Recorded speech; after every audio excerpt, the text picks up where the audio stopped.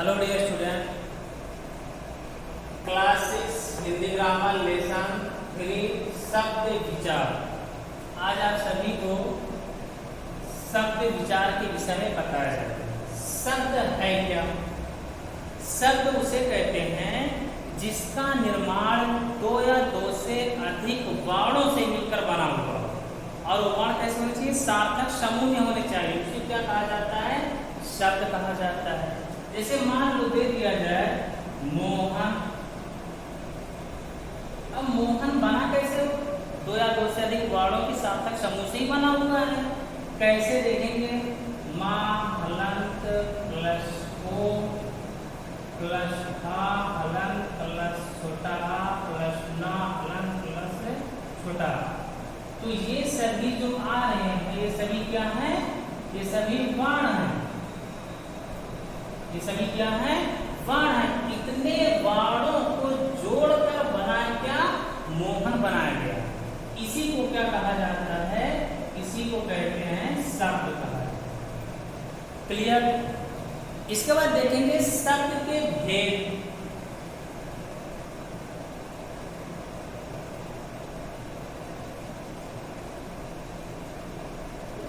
भेद में क्या हो जाएगा? प्रकार। अभी कितने प्रकार के होते हैं? ये जो होते हैं 4 प्रकार के होते हैं। इसके कितने भेद होते हैं? 4 भेद होते हैं। पहला देखेंगे कौन सा भेद होता है? पहला उत्पत्ति या स्रोत के आधार पर देखेंगे। उत्पत्ति या स्रोत के आधार पर। उत्पत्ति या स्रोत के आधार पर ये कितने होते हैं? इसके भी 4 भेद होते हैं। कि उत्पत्ति के आधार, कैसे इसकी उत्पत्ति हुई है? उत्पत्ति के आधार देखेंगे 4 हो जाएंगे। इसमें कौन कौन सा आएगा? पहला आपका हो जाएगा तत्सम। दूसरा आपका हो जाएगा तद्भव हो जाएगा। और तीसरा आपका हो जाएगा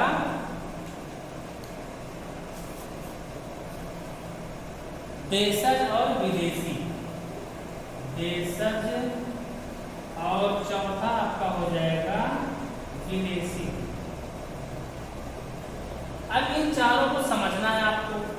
तत्सम होता क्या है? तत्सम उसे कहते हैं जो संस्कृत से डायरेक्ट एकदम सीधे हिंदी में आए हुए हो। जो भी शब्द उसे कहते हैं तत्सम शब्द। लेकिन संस्कृत से हिंदी में आए हों और उनका रूप बदल गया हो, जब बदल जाता है तो उसे क्या कहते हैं? तद्भव कहते हैं। और देशज उसे कहते हैं जिस शब्द का निर्माण हमारे देश में हुआ, बाहर ना हुआ हो, अर्थात जिसके उत्पत्ति का कुछ पता ही ना हो कि कहाँ से आए हुए हैं, वो क्या होते हैं? देशज होते हैं। और विदेशी उसे कहते हैं जिसका निर्माण, जिस शब्द का निर्माण हमारे देश में ना होकर किसी बाहर देश में हुआ हो, उसे कहते हैं विदेशी। अब एक एक पॉइंट को आप लोग अच्छे से समझेंगे। पहला है तत्सम। तत्सम का मतलब आप लोग समझ ही चुके हैं कि जिस मतलब ऐसे शब्द जो संस्कृत से सीधे हिंदी में आए हों। तो तद्भव, तत्सम और तद्भव दोनों एक साथ पढ़ेंगे। जैसे दे दिया जाए अभी आपको निशा दे दिया जाए, या दिवा दे दिया जाए, या क्षेत्र दे दिया जाए, या निशा दिवा क्षेत्र,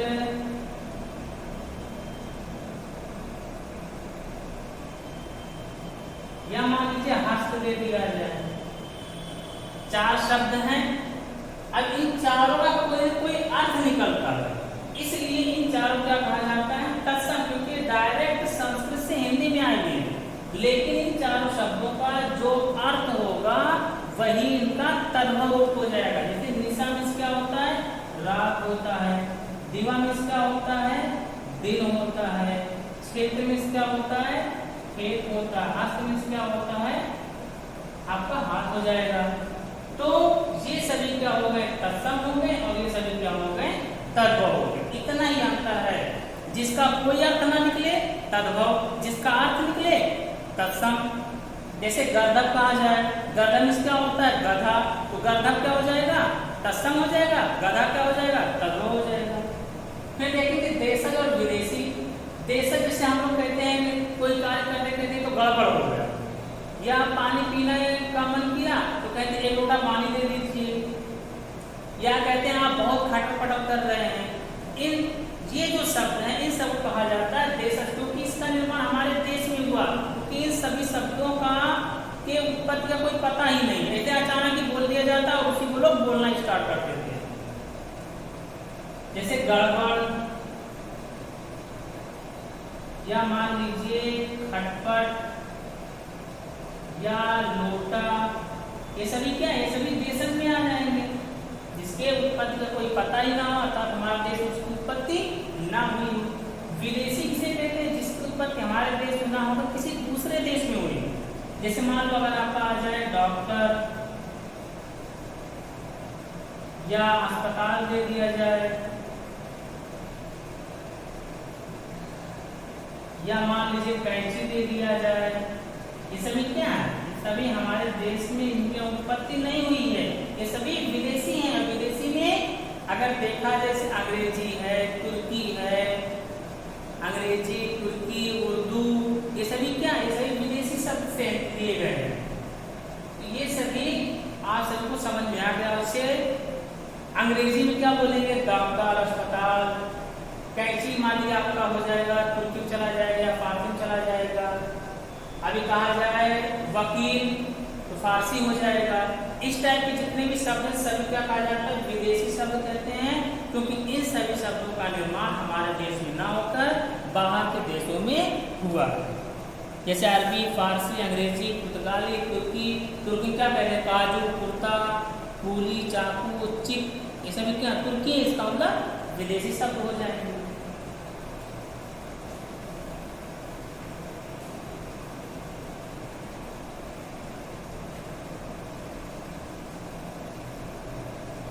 इसके बाद दूसरा पॉइंट आपका आएगा, रचना या बनावट के आधार पर कितने होते हैं। रचना या बनावट के आधार पर कितने होते हैं, इसके 3 भेद होते हैं। रचना या बनावट के आधार पर शब्द के कितने भेद हो जाएंगे, 3 भेद हो जाएंगे। कौन कौन से होंगे, पहला आपका हो जाएगा रूढ़ हो जाएगा, और दूसरा आपका हो जाएगा यौगिक, और तीसरा आपका हो जाएगा योग रूढ़ हो जाएगा। तो आप लोग ध्यान दीजिएगा, रूढ़ क्या होता है, यौगिक क्या होता है, और योग रूढ़ क्या होता है। रूढ़ ऐसे शब्द को कहा जाता है जिस शब्द को यदि हम 2 खंडों में डिवाइड कर दे या बांट दे, लेकिन उसका कोई अर्थ ही ना निकले दोनों शब्दों का, उसे कहते हैं रूढ़ शब्द। और यौगिक शब्द उसको कहा जाता है जिस शब्द को हम 2 भाग में डिवाइड करते या बांटते हैं, 2 भागों में बांटने के बाद दोनों शब्दों का कोई न कोई अर्थ निकले, उसे कहते हैं यौगिक शब्द। योग गुण उसे कहते हैं कि ऐसा कोई शब्द हो जिसको हम 2 भागों में बांट दें, दोनों का सार्थक शब्द भी हो, लेकिन कोई तीसरा आ जाए, उसे कहा जाता है योग रूढ़ शब्द कहते हैं। अब एक एक समझेंगे। रूढ़ आपको समझ में आ गया, जैसे मान लीजिए दे दिया जाए आपको घर दे दिया जाए, अब पूछ लिया गया घर कैसा शब्द है, रूढ़ शब्द है, यौगिक है, योग रूढ़ है, तो हम इसको बांट कर देखेंगे 2 भाग में, घा और प्लस रा। क्या इन दोनों का कोई अर्थ निकलेगा, नहीं निकलेगा, इसलिए जो घर है वो क्या हो जाएगा, रूढ़ शब्द हो जाएगा। मान लीजिए दे दिया जाए पंखा, इसको देखेंगे पंखा दिया गया है, रूढ़ है, यौगिक है, योग रूढ़ है, तो कुछ करना नहीं, 2 भाग में बांट दो, इसको हो जाएगा पंख प्लस खा हो जाएगा। दोनों कोई मतलब ही नहीं निकल रहा, कोई अर्थ ही नहीं, इसलिए क्या हो जाएगा, रूढ़ हो जाएगा। यौगिक किसको कहते हैं, यौगिक में होता है जोड़, कि 2 शब्दों के मतलब कि ऐसा कोई शब्द हो जिसको 2 भागों में डिवाइड कर दिया जाए यदि, और दोनों कोई अर्थ निकले, उसे कहते हैं यौगिक। और यौगिक में कौन से आते हैं, जितने भी दीर्घ संधि में आते हैं सभी यौगिक शब्द कहलाते हैं। जैसे भी कह दिया जाए पुस्तकालय। अब पूछ लिया गया पुस्तकालय कौन सा शब्द है, ऋण है, यौगिक है या यौगुण है, हमें कुछ नहीं करना, दो भाग में डिवाइड कर लेंगे। इसका क्या हो जाएगा, पुस्तक और प्लस से आलय हो जाएगा। पुस्तक इस घर, आलय पुस्तक में से पुस्तक, आलय में से घर। देखें कोई तीसरा आ रहा, कोई तीसरा आ ही नहीं रहा। पुस्तक प्लस आलय अर्थात पुस्तक का घर हो जाएगा। तो इसका मतलब क्या हुआ, यौगिक हुआ। दूसरा दे दिया जाए आपको हिमालय दे दिया जाए, तो कुछ नहीं करना, दो भाग में हम डिवाइड करेंगे इसको, तो हो जाएगा हिम प्लस आपका हो जाएगा आलय। दोनों सार्थक शब्द है, कोई तीसरा मिल नहीं रहा, इसलिए सभी क्या हो जाएंगे, हिमालय पुस्तकालय हो, हिमालय वे सभी किसमें आएंगे, यौगिक में आएंगे। यौगुण देखेंगे क्या इसमें होता है, इसमें क्या होता है, कोई ऐसा शब्द हो जिसको दो भागों में बांटने पर दोनों को अर्थ भी निकले और कोई तीसरा आ जाए।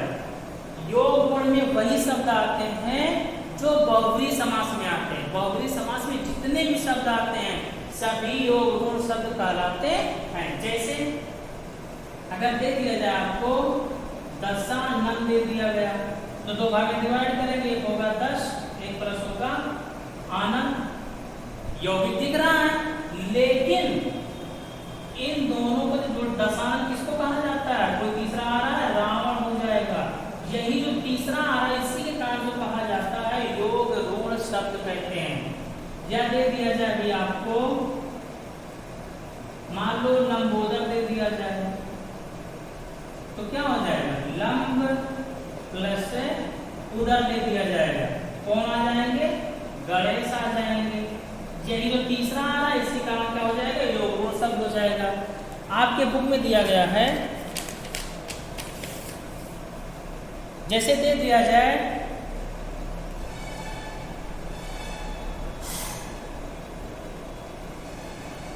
दे दिया गया भाई। भाई कौन सा शब्द है, हमें कुछ करना ही नहीं, भाई पहले हम लिख लेंगे, देखेंगे भा प्लस बड़ी आ रहा है, दोनों कोई मतलब ही नहीं है, तो किस में चला जाएगा, ऋण में चला जाएगा। और देखेंगे जैसे दे दिया गया मेज, मेज है, अब इसे पता करना है यौगिक है, ऋण है या यौगुण है, तो दो भाग में डिवाइड करेंगे, में प्लस जा होगा, कोई मतलब ही नहीं निकल रहा, किस में चला जाएगा, ऋण में चला जाएगा आपका ये। इसके बाद जब देखेंगे दूसरा, जैसे दे दिया जाए अधपका, अधपका दे दिया गया, दो भाग में डिवाइड करेंगे, एक आपका हो जाएगा अध और प्लस पका। पका मतलब पका होना, अध मतलब आधा, दोनों का निकल रहा, तीसरा आ नहीं रहा, यौगिक में चला जाएगा आपका। यौगुण देख लेते हैं तो आपकी बुक से ही, जैसे चतुर्भुज दे दिया जाए, अब चतुर्भुज तो आपका हो जाएगा चतु प्लस भुज हो जाएगा, चतु प्लस भुज, ये आपका विसर्ग संघ से लिया गया चतुर्भुज। अगर दो भाग डिवाइड करेंगे तो हो जाएगा चतु प्लस भुज हो जाएगा, तो चतु मीन्स क्या हो जाएगा, चतु मीन्स 4 हो जाएगा, भुज मीन्स भुजा, तो 4 भुजाएं हैं किसके, अर्थात ब्रह्मा के हो जाएंगे, ब्रह्मा हो जाएंगे। इसका मतलब तीसरे आ रहे हैं, एक इसमें आ जाएगा आपका योग में चला जाएगा। इसके बाद तीसरा देखेंगे अर्थ क्या है,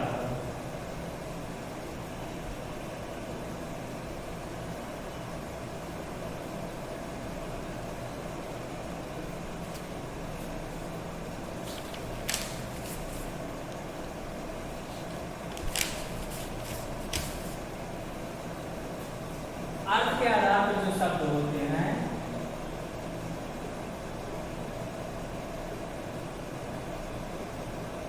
अर्थ के आधार पर भी 4 होते हैं।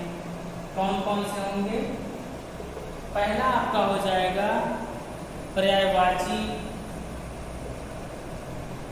पहला आपका क्या हो जाएगा, पर्यायवाची। दूसरा आपका हो जाएगा विलोम, और तीसरा आपका हो जाएगा एकार्थी, और चौथा आपका हो जाएगा अनेकार्थी। अब इन चारों का मतलब समझना है। पर्यायवाची किसे कहते हैं, विलोम किसे कहते हैं, एकार्थी किसे कहते हैं और अनेकार्थी किसे कहते हैं। पर्यायवाची उसे कहा जाता है जो समान अर्थ देता हो। पर्यायवाची को ही समानार्थी शब्द भी कहा जाता है। विलोम उसे कहते हैं जो उल्टा अर्थ दे, विपरीत अर्थ दे, इसलिए विलोम को विपरीतार्थक शब्द कहा जाता है, विपरीतार्थक शब्द भी कहा जाता है। एकार्थी उसे कहते हैं कोई ऐसा शब्द जिसका केवल एक ही अर्थ निकले। अनेकार्थी उसको कहते हैं जिसके अनेक अर्थ निकले। अब ये एक समझेंगे। पर्यायवाची जो समान अर्थ देता हो, जैसे मान लीजिए दे दिया जाए जल, जल को और क्या क्या कहा जा सकता है, नीर भी कह सकते हैं, और नीर है तो जल का आपको क्या हो जाएगा, नीर हो जाएगा। नीर मीन्स भी क्या होगा आपका, जल ही होगा। या मान लीजिए पानी कह दें तो भी क्या होगा, जल ही होगा। विलोम देखेंगे, विलोम मीन्स होता है उल्टा, अपोजिट। जैसे कहा जाए रात, तो रात का विलोम क्या हो जाएगा, दिन हो जाएगा। सुबह, सुबह का विलोम क्या हो जाएगा, सुबह का विलोम शाम हो जाएगा। दे दिया गया माता, माता का विलोम क्या करेंगे, पिता कर देंगे। भाई का विलोम बहन हो जाएगा। ऐसे इस टाइप के जो शब्द होते हैं उसे विलोम शब्द कहते हैं। एकार्थी और अनेकार्थी देखेंगे। एकार्थी उसे कहते हैं जिससे कोई एक ही अर्थ निकले। जैसे मान लीजिए अपराध हो, अब अपराध एक ही है, कोई दूसरा और आएगा नहीं। या मान लीजिए किताब कह दिया जाए, किताब अकेले ही, इसका और कोई अर्थ नहीं निकले। इन सबको ऐसे शब्द को क्या कहते हैं, एकार्थी शब्द केवल एक ही अर्थ निकले। अनेकार्थी उसके कहते हैं जिसके अनेक अर्थ निकले। जैसे अंबर, अब अंबर में आपका आकाश भी हो जाएगा, कपड़ा भी हो जाएगा, दोनों हो सकता है। आकाश है, कपड़ा या वस्त्र है, कपास भी होता है। इसके बाद लास्ट देखेंगे प्रयोग के आधार पर।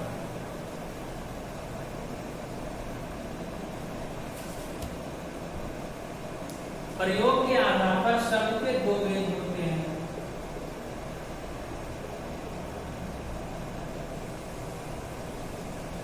कितने होते हैं, दो।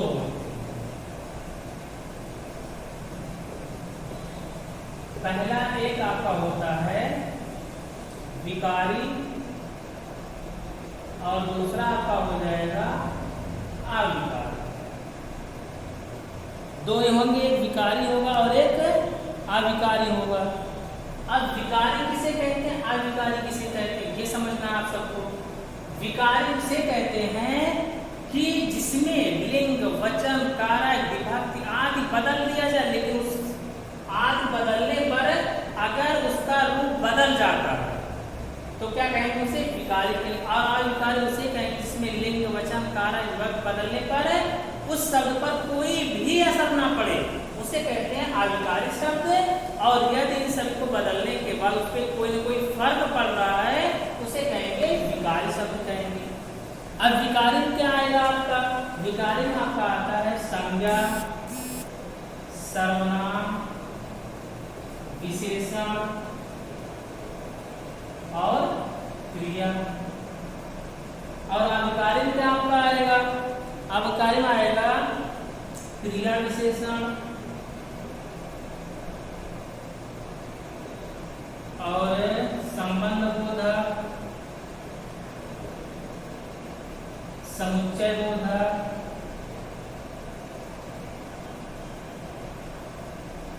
और चौथा आपका हो जाएगा विस्मयादि।